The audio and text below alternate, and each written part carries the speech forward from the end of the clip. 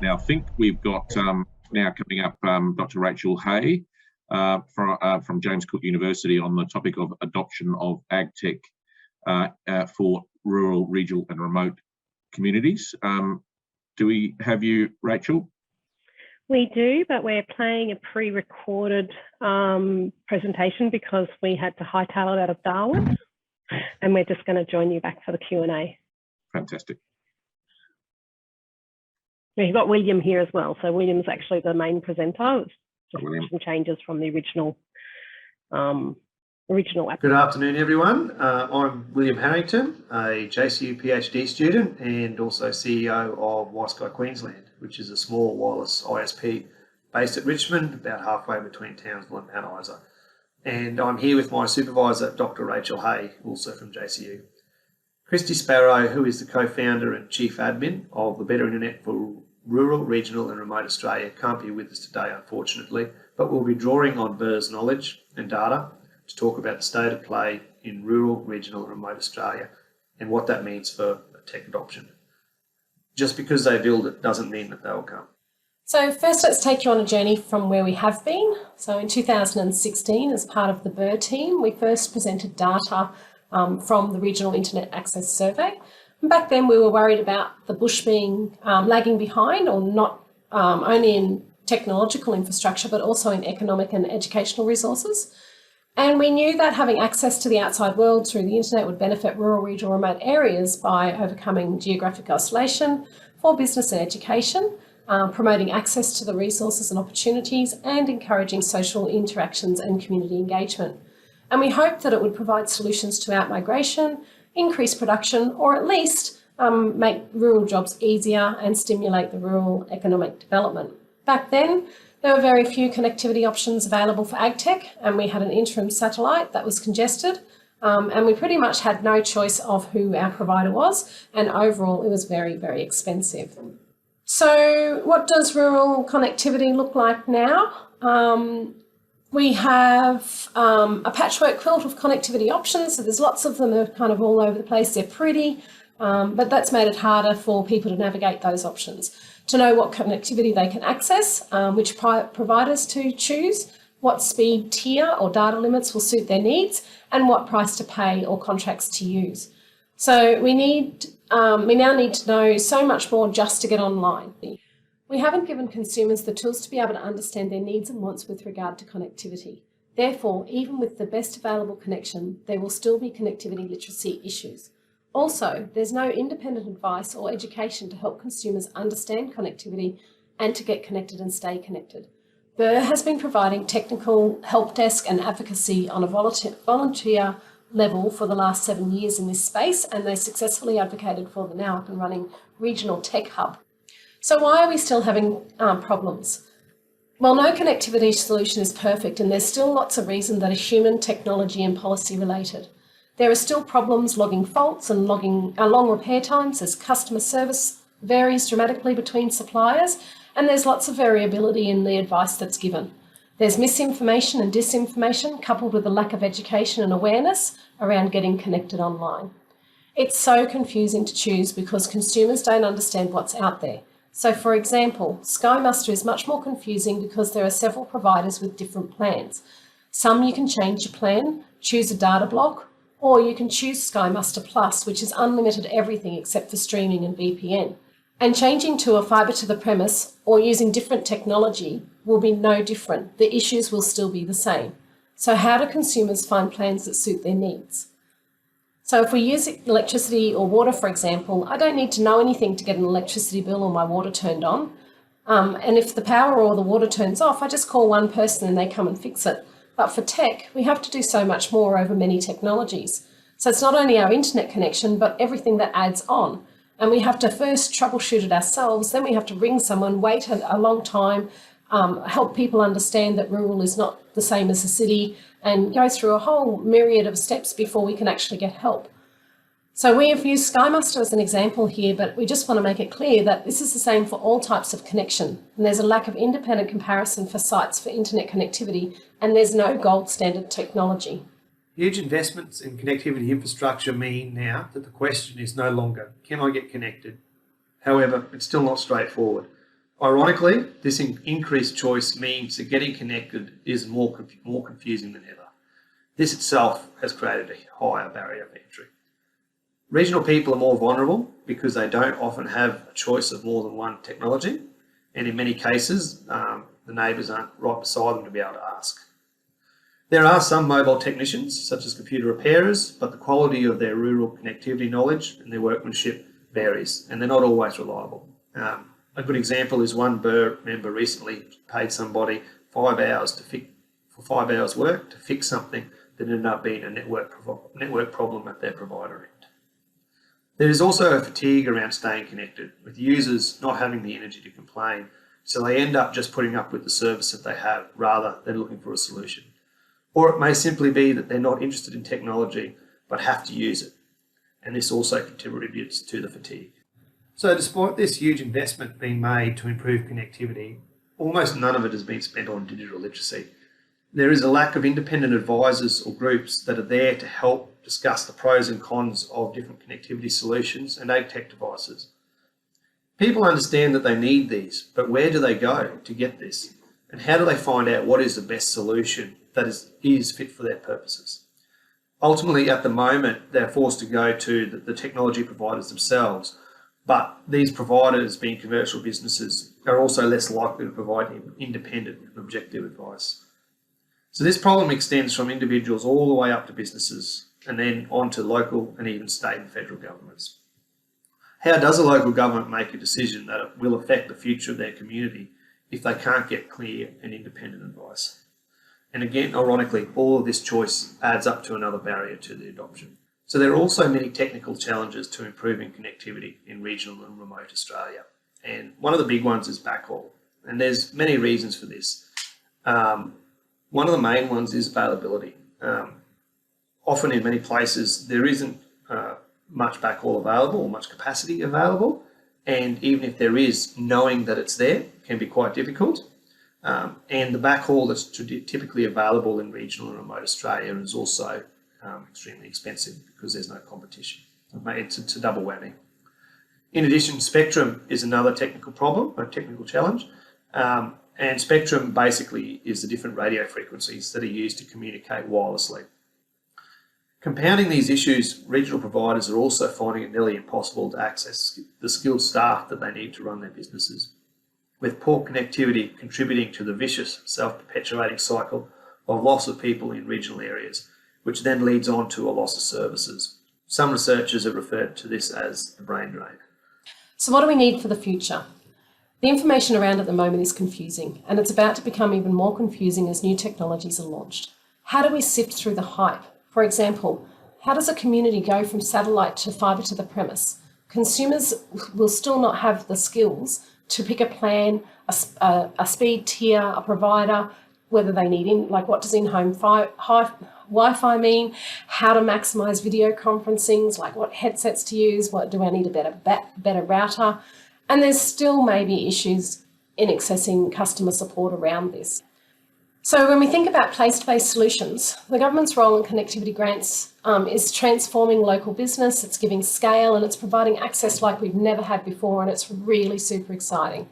However, we need to focus on place-based solutions, but there's also a strong need for independent advice around those solutions.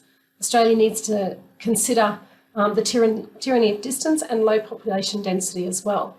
So there's two case studies on the screen. One is about a abattoir in central Queensland who needed to have internet 12 months ago for their business in a 70-bed accommodation facility. Now they're almost operational. They still haven't had anyone even give them a solution to what their connectivity might be looking like. And when they did, they didn't really understand what was on their plate. So they had a product from a WISP, Telstra and NBN, and they didn't know which one to choose. So in this case, they went better off going with NBN because they wanted to be able to give the staff free data and she wanted to be able to pay the bill.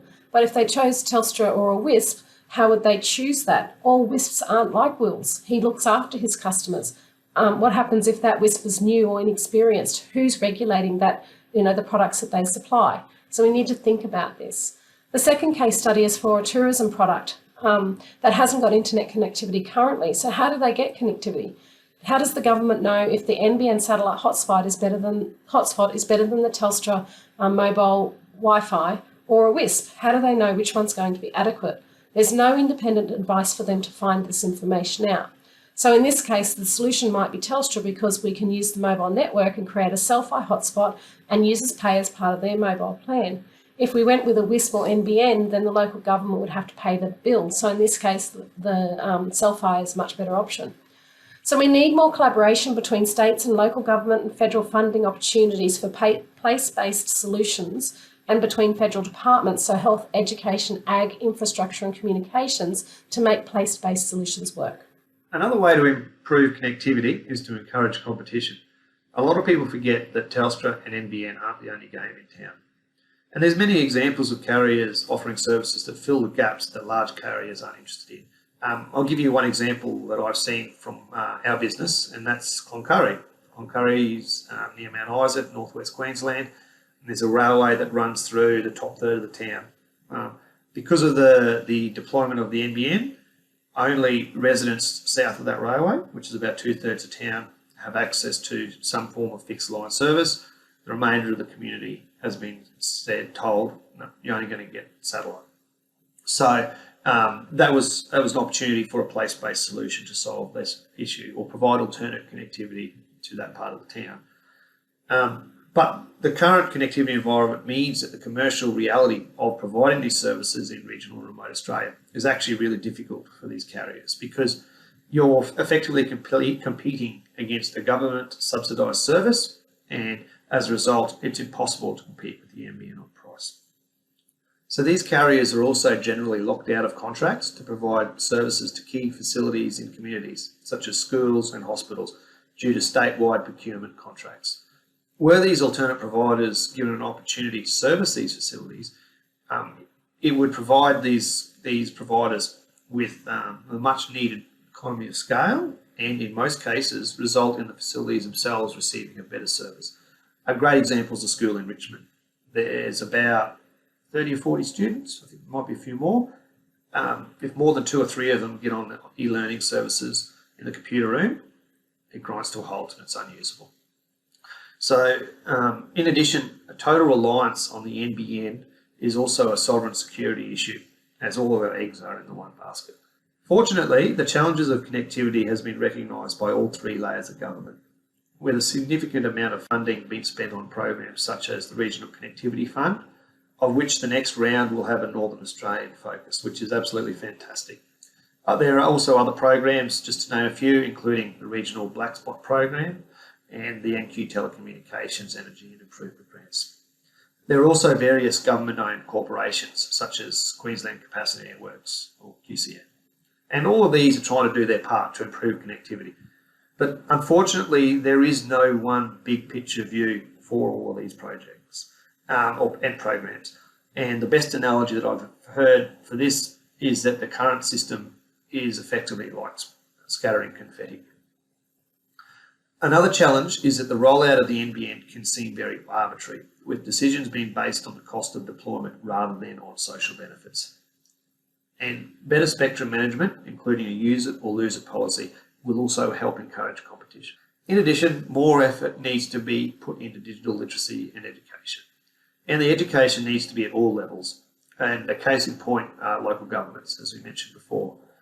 Local governments are asked to make decisions regarding connectivity for their communities, which has long-term consequences and effects, but they don't necessarily have the skills to do so. And in addition, how can they lobby and argue for something if they don't understand it? There is some excellent work being done by organisations such as Burr and the Regional Tech Hub. The challenge they have is that they're working with a range of people ranging from someone who can't tie their shoelaces to someone who Googles how to fix their tractor. There is some excellent work being done by organisations such as Burr and the Regional Tech Hub, which is fantastic, but it's of course challenging for them as well because they're working with people ranging from someone who can't tie their shoelaces to somebody who Googles how to fix their tractor.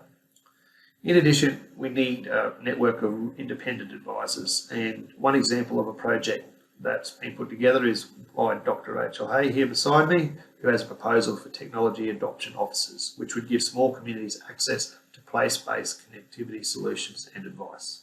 Connectivity has definitely improved in regional and remote Australia in the last 5 years, but it still has a long way to go. Connectivity is the great equaliser, and it breaks down the tyranny of distance, and it's also a key enabler to the development of regional and remote Australia. With continued investment in connectivity solutions, more communication between stakeholders, and a focus on the users of the connectivity solutions and improved policy, regional and remote Australia will be empowered to make decisions that are critical to their future. Thank you for your time. Thanks, everyone. Well, thank you, Rachel and William. That was a fantastic presentation, and it's music to my ears. I spent a decade advising on telco-related work with Telstra and with Gilbert and Tobin, which is a technology firm. Lots to talk about there. I suppose one question: has any work been done to actually value the lost opportunity to the sector, to the regions, to the country from connectivity? Because money talks, obviously, and can that message be more clearly heard about the loss to this sector than to the community that we're seeing, both social and monetarily? You want to go, Rachel, or me? Yep, no, you go. It's your session.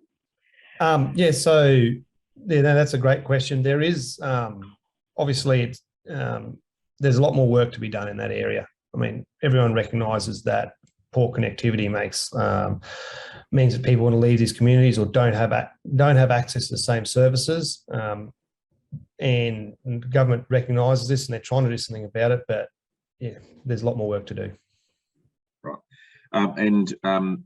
Are there any not-for-profits that work in this space that can promote and advocate for regional connectivity? I'm just conscious of examples. For example, even in the space, there's an organisation called Fishburners that just on a not-for-profit basis helps people get to where they need to get to.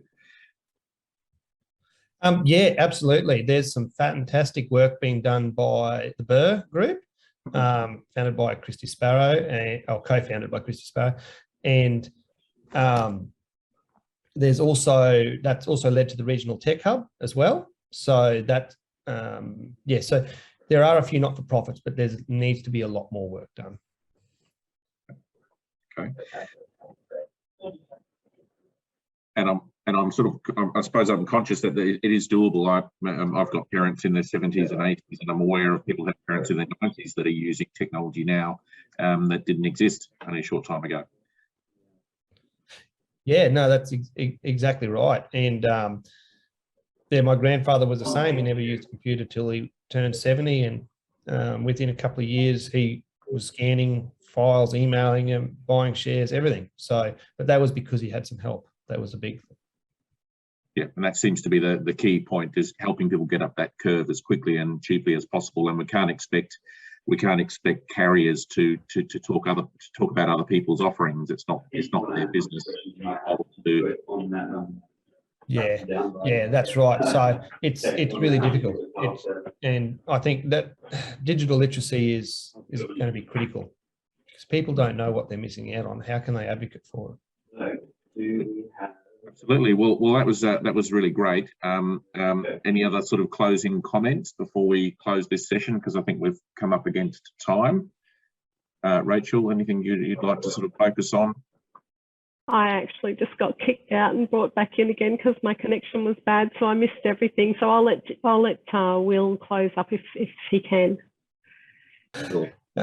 No worries. No, look, just grateful for the opportunity to be able to talk about these issues. Connectivity is going to be critical to the future of Northern Australia, and we need to get that right. Right. I would agree. Well, I couldn't agree more, and all power to you guys in sort of promoting this important topic. And thanks again.